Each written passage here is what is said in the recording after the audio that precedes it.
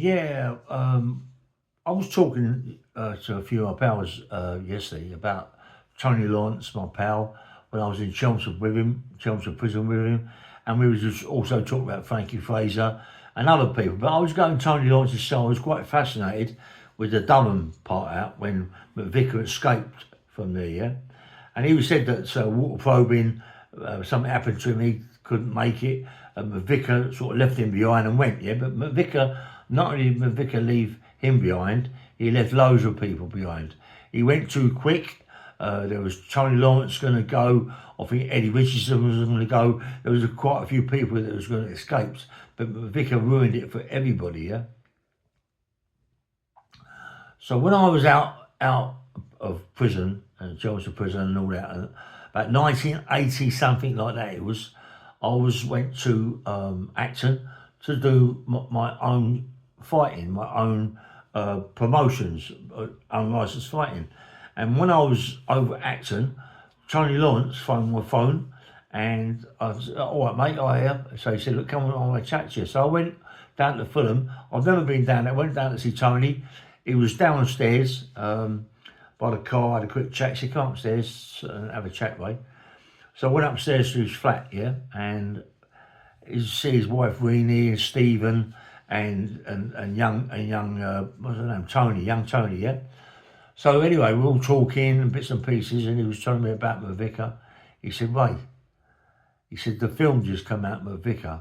I think it came out about August, September time, 1980, and Tony Lawrence was going mad."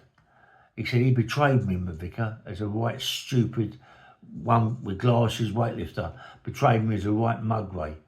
You know, I said, I ain't having it, Ray. You know, I mean, he's got to go, that McVicar. Who do you think he is? And Tony Lawrence, right, was a really dangerous man. You know what I mean? And you know, when he said something, he meant it, yeah. And he said to me, look, you know, he's round the park.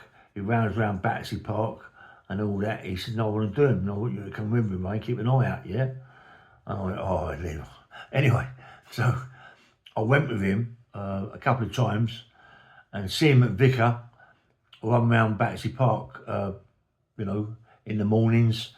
Fit, Vicar, very fit, very, very fit guy, yeah? See him doing all the press-ups, he exercises and all that, and Tony says, he's got to go, yeah? He's got to go. And one morning, me and Tony went over there, and Tony went over, there was something really bad, yeah? And Tony was bolting it up and all this, that and the other, and we was waiting for McVicar to come, and McVicar never showed up. It was very lucky, mate, I tell you, because if he had showed up, McVicar, he was going to go, you know, without a shadow of doubt. Tony would have killed him, you know what I mean?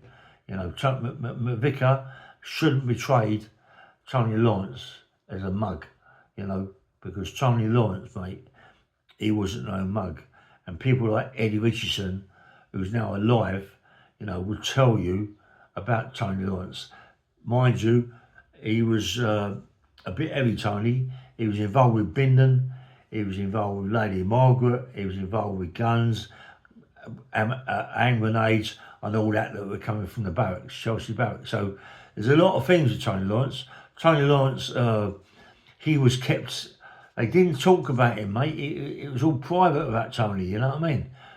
But, you know, I used to sit down and talk to him, mate, and some of the things he told me about Bindon, Lady Margaret and all that was unbelievable, you know what I mean? But Tony Lawrence was a very, very powerful, very, very dangerous man, mate, you know. And Vicar was very lucky that Tony never found out that he was living in a caravan at the back of the pub, you know. So, yeah, Vicar was lucky, mate, because he'd have gone. Tony Lawrence was really pissed off with him, mate. You know, I don't blame him for the way he was told, what he told me all about what happened. You know, that Tony, that Vicar mucked it up for everybody, you know what I mean? Mucked it up for everybody to get out. Yeah, bang, bang, rail, nice one.